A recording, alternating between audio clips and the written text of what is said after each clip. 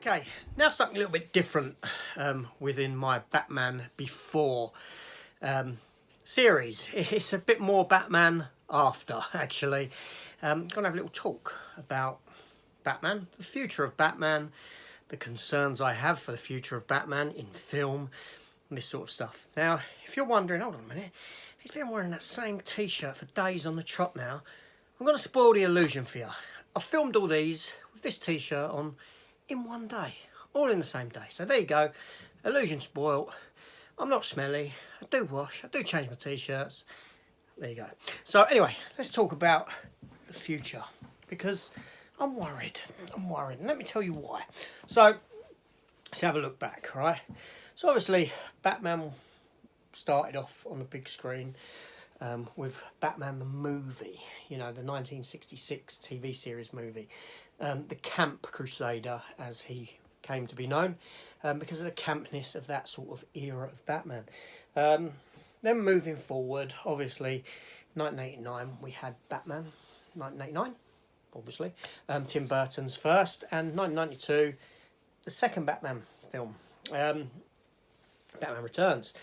Now, these were a darker take, a more brooding take on the Dark Knight.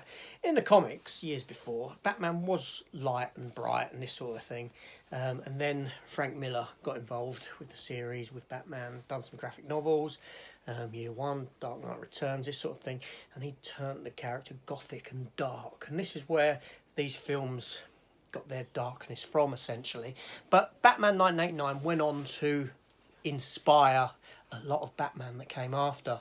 The Batman the Animated TV series, fantastic TV series, one of my favourite animated series of all time, that then led into the film The Mask of the Phantasm, which I haven't reviewed in this series, but it was a very mature film, strong, mature storyline, and kids couldn't get into it because of it. The film was a theatrical release, but ultimately it didn't do very well. At the time, Warner Brothers had this idea in their head for that they could do every year they could have a Batman film, animated live action. That didn't come to pass. Obviously, after Batman Returns, we got Batman Forever and Batman and Robin. These films haven't lived up to, to the strengths of the others. They kind of took a step back into the territory of campness, and they're not very well received now. They weren't at the time. They made a lot of money, especially Forever, but over time's been cruel to that film. Batman and Robin's never been loved at all.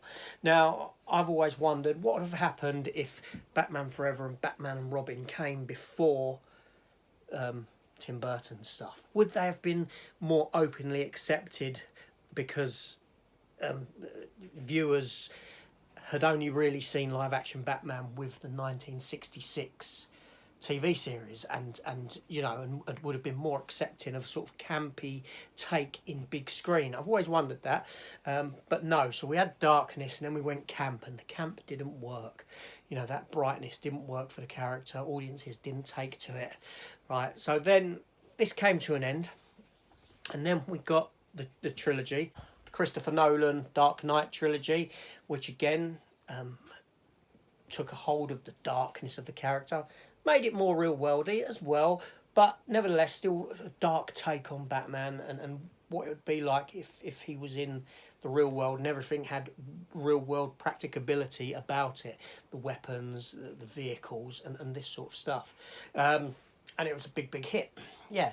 Then we went into the territory of the Ben Affleck era of Batman, which again was directly based on Frank Miller's The Dark Knight Returns. Frank Miller, who turned the character gothic, who brought the darkness to him, and Ben Affleck looked exactly like that character, the older, brooding, world-weary, lived Batman. So another dark take on the character, right? And that brings us into Matt Reeves is Batman, and we've all seen the trailer, and some people have already seen the film, giving it positive reviews, but this film looks like it plays more like a horror. It's got that sort of aesthetic to it, that sort of a feel from what I've seen in the trailer. The look of the Riddler and this sort of thing. It's more of a horrific look to him, right? So this film's embraced that darkness even more. You know, and inevitably you're going to get sequels to this film which are set within that universe that Matt Reeves has created. But now comes the concern. Where do we go after that? Think about that for a minute. Just let that mull around your head.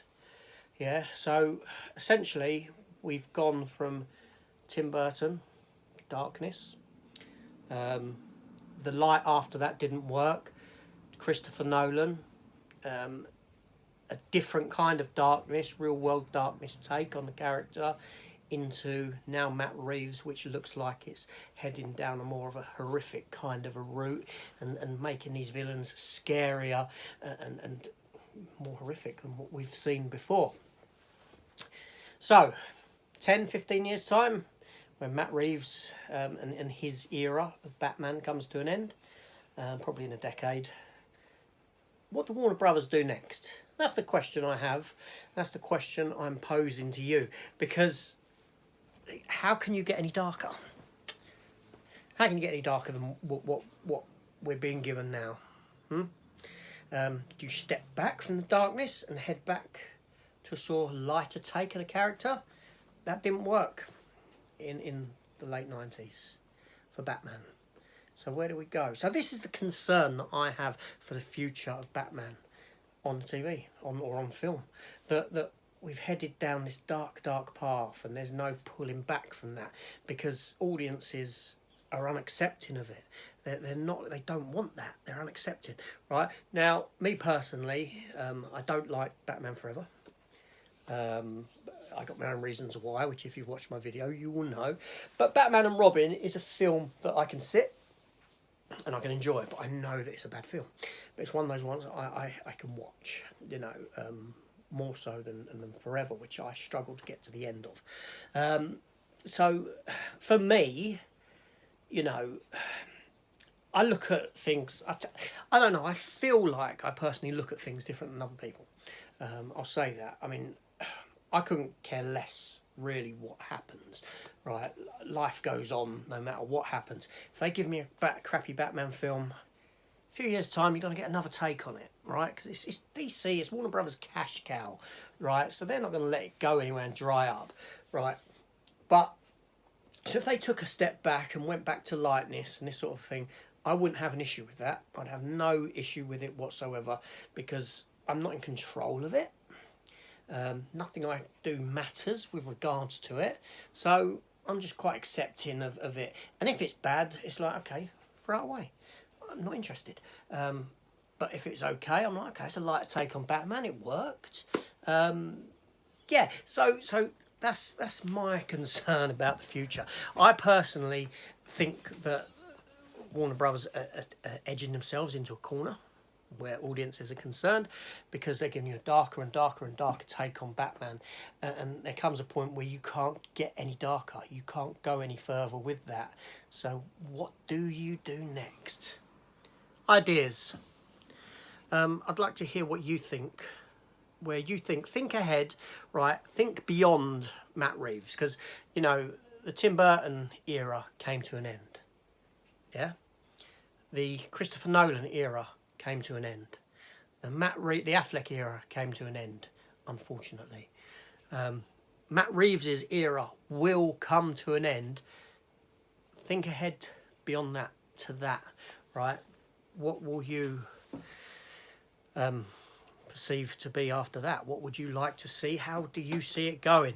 Now, you know, I'm saying this now, with what's going on in the world at the moment, unfortunately, we probably won't be there to see it. So, what's the big deal?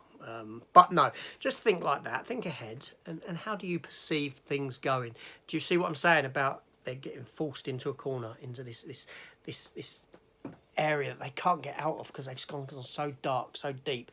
And if people accepted that, if these Matt Reeves films are a hit, which inevitably they will be, you're not going to step back from that. So where do you go? Answers on a postcard. Let me know down below. It's AJ. Thanks for watching. See you on the next one. Take care all, and goodbye.